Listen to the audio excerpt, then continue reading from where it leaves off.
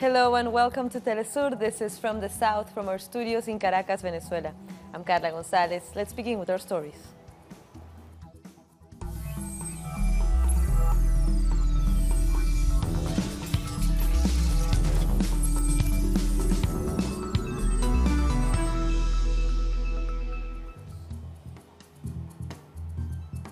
We start in Mexico, where the group of Central American migrants in Tijuana is growing.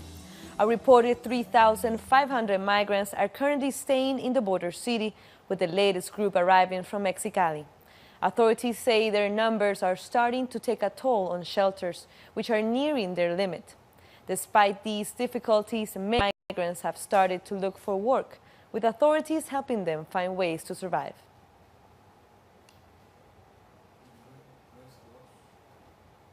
The governor of Baja California has presented the figures of the Central American migrants currently in the Mexican state. Francisco Vega de la Madrid has asked the central government to control the flow of people. First caravan has 5,600 people. We have 3,930 migrants in Tijuana, 94 in Tecate and 960 in transit to Tijuana. The Caravan 2 and 3 have 2,600 who are here in Baja California.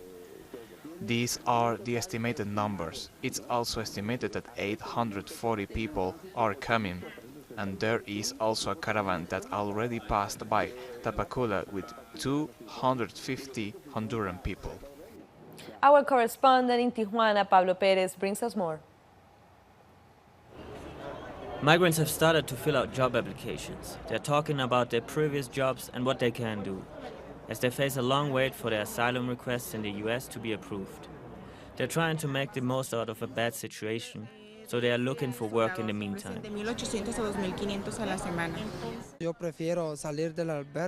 I'd rather leave the shelter and find work. I have always worked. I am not a thief or anything like that.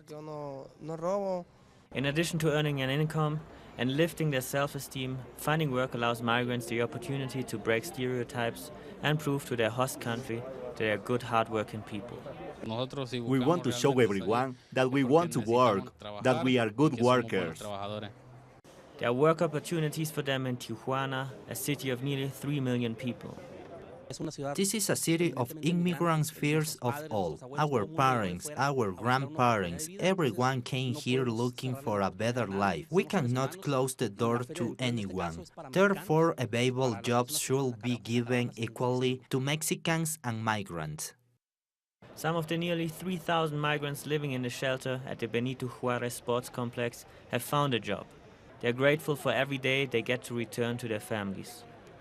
It's such a relief to have work. I'm no longer hopeful somebody will give me food. I am earning my own food.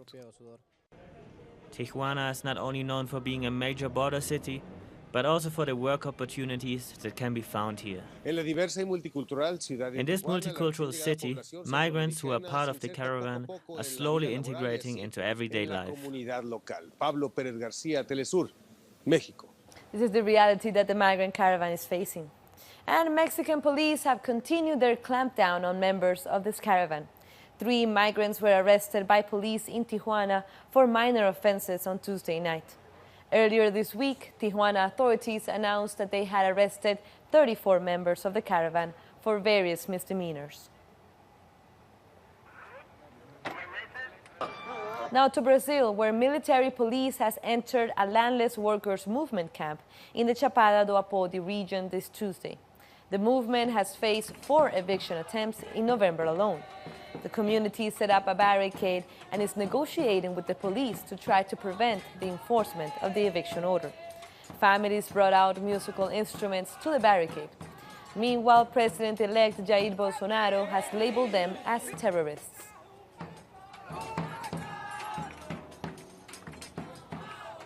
The greatest dangers for Brazil's indigenous communities come from agricultural business and mining companies. Let's look at the risks that they face. Continued attempts at appropriating indigenous land by foreign interests is the main reason for the increase in human rights violations against indigenous people in Brazil. Ours is a continuous fight for Guarani lands. Women and children are dying. We need to respect our roots and find a way to stop such aggression. The greatest dangers for indigenous communities come from agribusinesses, logging and mining companies. If President-elect Jair Bolsonaro keeps his campaign promises, indigenous land will see even greater reduction in size. This incoming government is threatening much more oppression for our people. They say they will take away our lands. This put us on high alert. We must protect our rights. We don't know what the price we'll have to pay, but we are resisting. Now, these communities face yet another problem. 90% of doctors who treated them are returning to Cuba after the president-elect made insulting comments about them. Our people were suffering before the Cuban doctors arrived. After they came, everything improved. But now we are back to where we were. We need the help they provide. When they leave, who is going to help the Guarani people? According to the latest census, almost 1 million people make up Brazil's many indigenous communities. In 2017, over 100 of them suffered violent deaths. That was a special report from our correspondents on the ground. We continue in Brazil. Trade unions will take to the streets on Thursday to protest against social security and pension reforms proposed by President-elect Jair Bolsonaro. Union leaders say Bolsonaro's proposals would lead millions of workers to misery. He said the reforms are worse than those of outgoing President Michel Temer.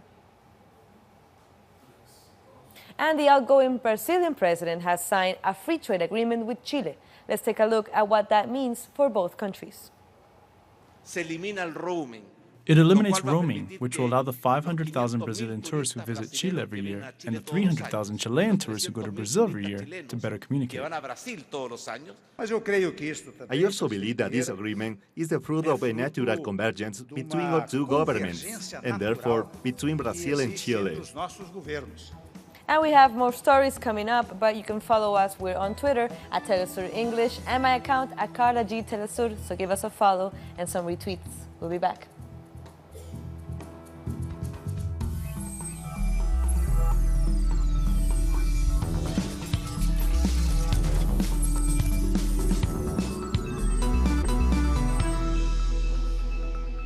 Welcome back.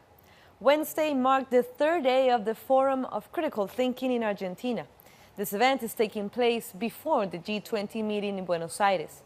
During the four-day meeting, leaders including Dilma Rousseff, Cristina Fernández de Kirchner, and Pepe Mujica discussed the left in the region and the threats to the social movements. During the forum, journalist Ignacio Ramonet talked about the influential role of media and social networks in the triumph of the right-wing politician Jair Bolsonaro in Brazil. In Brazil, there are about 120 million people who have WhatsApp, and you can send messages more than 20 people.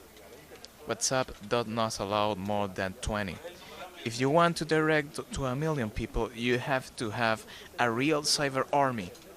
Bolsonaro apparently had the agreement with several communication companies, all that financed by companies and, in principle, illegal because the law on campaign finance do not allow this.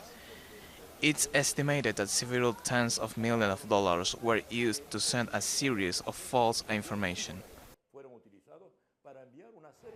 Also in Argentina, the Secretary General of the Confederation of Education Workers, Sonia Alesso, has defended the right for education, but she warns about the increasing threat of privatization under President Mauricio Macri.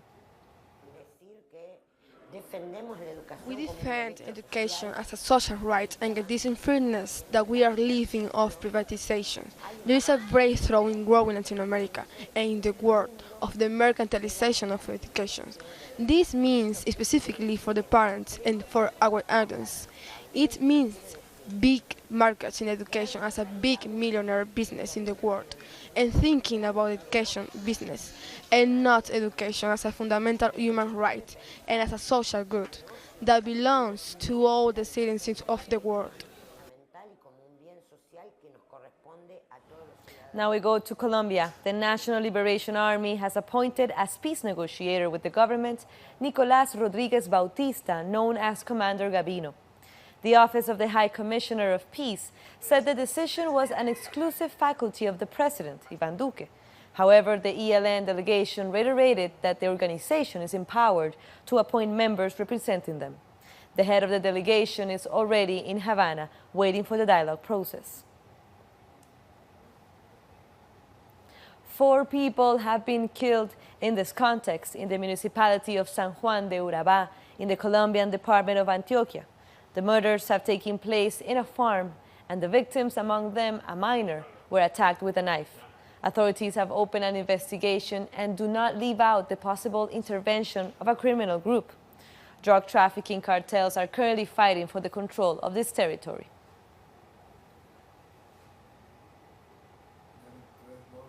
And more than 8 million Colombians have been forced to leave their homes.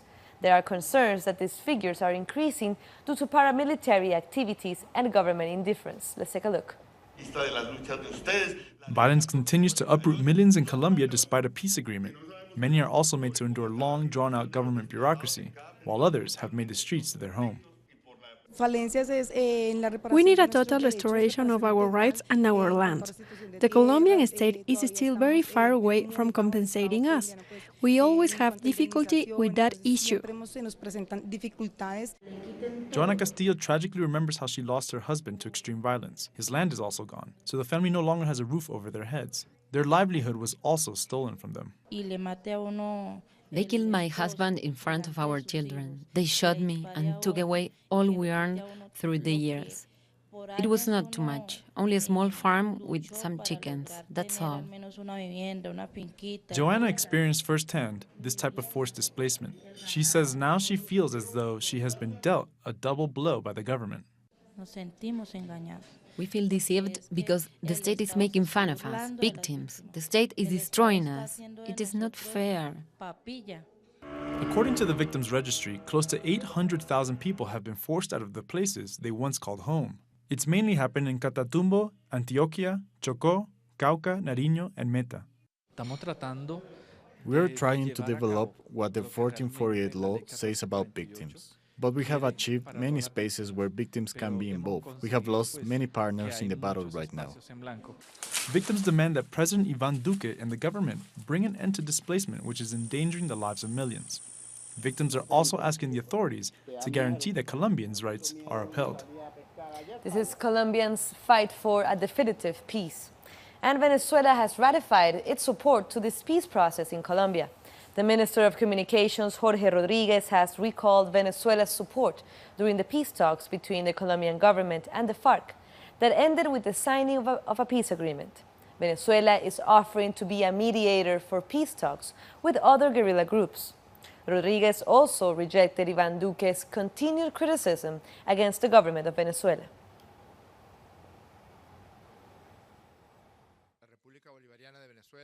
We as a republic will answer everything that comes from any imperial centers of powers that has been thought with the Venezuelan homeland.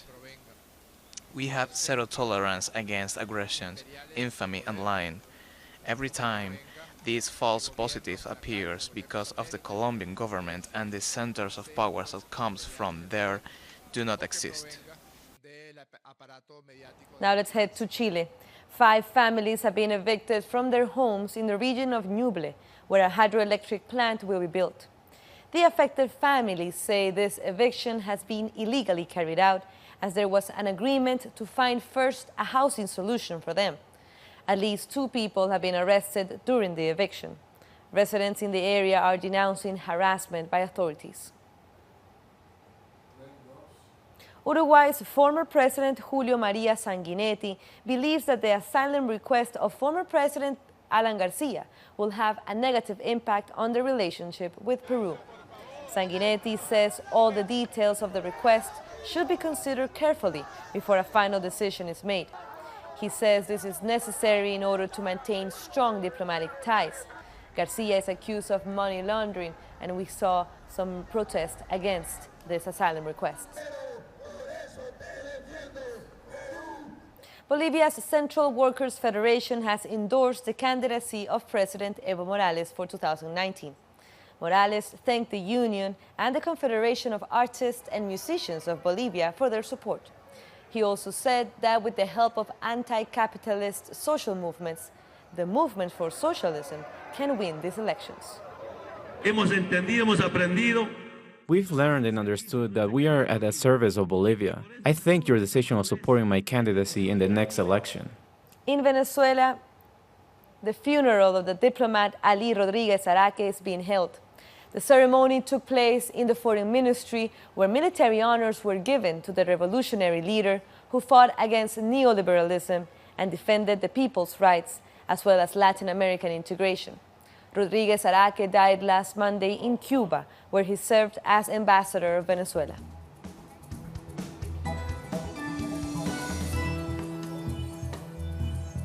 We'll take one last short break, but stay with us.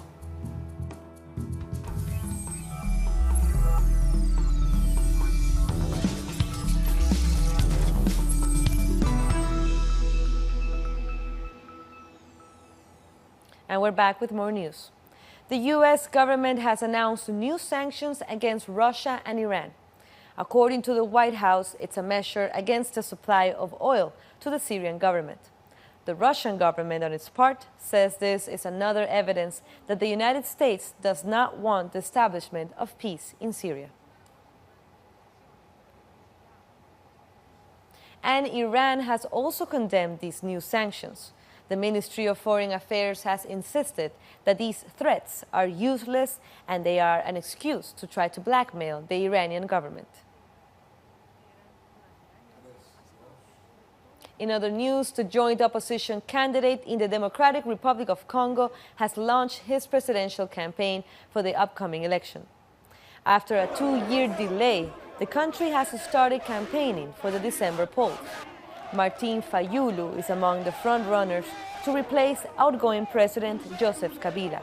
Around 40 million people are eligible to vote. The message is that there is a common candidate, and you see all the groups that make up the opposition are there. The joint candidate is here. I am the common candidate. I represent these groups. I am a spokesperson, a standard bearer for credible, transparent, peaceful elections and for ensuring prosperity in Congo. The United Nations envoy for Yemen, Martin Griffiths, arrived this Wednesday to the country's capital to address peace negotiations. The visit seeks to establish a dialogue to end the war that has plunged the country into the worst humanitarian crisis in the world. The Yemeni government announced 2 days ago that it will attend the meeting, while the rebels have not yet confirmed their presence. Around 85,000 Yemeni children could have died from malnutrition and related diseases since the beginning of the civil war in 2015. This estimated number has been released by the NGO Save the Children, which adds that about 30% of the cases are not treated, and so they lead to the deaths of dozens of children. At least 14 million of Yemeni citizens are at risk of dying of hunger, 2 million children among them. When I make breakfast, I pray that we can have lunch. And when I get lunch, I wonder what we have for dinner. I wonder what to prepare or cook. And when you go to sleep, you start to think, my God, what am I going to feed them tomorrow? And an exhibition celebrating Michael Jackson's music opens in Paris on Friday. The organizer says it's aimed at bringing to light the singer's race and identity politics. And also what motivated me, and I lived for 7 years in London, so I'm very conscious of the difference on the subject of the social construction of race. In France, it's almost taboo to talk about race. It's very different culture in that regard to the British culture or the American culture. So I saw this exhibition and how it revisits the complexity of identity politics in relation to Michael Jackson was spot on to maybe trigger new debates in French culture. Also, be sure to watch Telesur's exclusive interview that we had with Roger Waters, founder of Pink Floyd, who visited indigenous communities in Ecuador's Amazon region to support their struggle against Chevron Texaco oil pollution. Here's a preview on that. This story that we're looking at here in Ecuador of an American company coming in to focus on the bottom line for its shareholders with no concern for the people or the politics or the needs or the development of the people who actually live there or who've lived there for the last few thousand years at all. That is the sad and sickening thing about the American empire, is that they've fucked up so many other places, and as did the British, I have to say, as do all colonial empires. They really screw things up.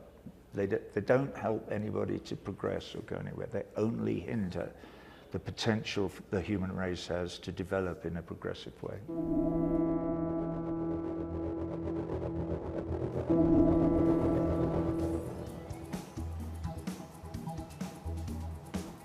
Our team did a good job with that interview, so go check it out.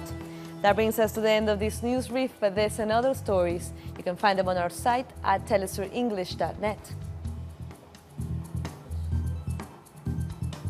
And also be sure to like us on Facebook and follow us on Instagram. I'm Carla Gonzalez. Continue watching Telesur, connecting the Global South.